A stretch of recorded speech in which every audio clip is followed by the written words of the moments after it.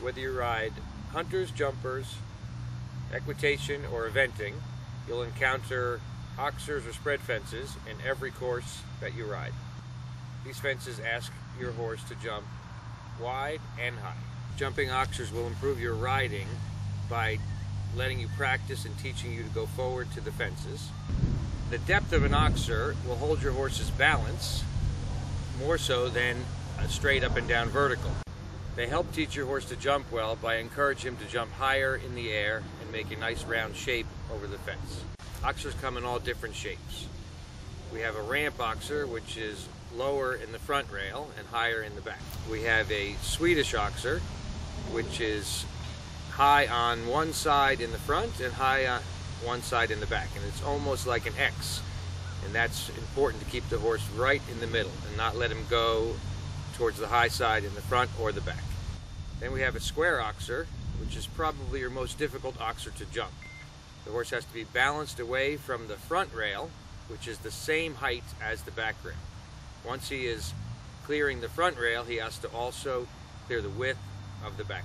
Then you have a triple bar. Triple bar is very imposing looking fence, and most riders are a little bit intimidated by them, but they're actually the easiest fence to jump. You have 3 rails, the lowest rail being the front, then the middle, and then the back rail being the highest. You'd like to send your horse right to the base of the triple bar so it's easy for him to get across the width, but you don't really have to worry too much about knocking down the front rail. Okay. When riding to a ramp Oxer, you want your horse to be balanced and you want to have a good canter, a good pace. You don't want to go too slowly because you want your horse to be able to make the width of the spread. A ramp Oxer is higher in the back, so you don't have to be too worried about the front rail. If you have a good canter for the width of the jump and a good balanced horse, a ramp Oxer should be easy to jump. A Swedish Oxer also should be easy to jump if you stay in the middle of the fence. The biggest thing that the course designer or person setting the Swedish Oxer is asking is to stay in the middle of the fence. We like to train the middle of the fence no matter what jump you jump, and if you make that a good practice all the time, the Swedish Oxer should not be a big obstacle as long as you stay away from the high side.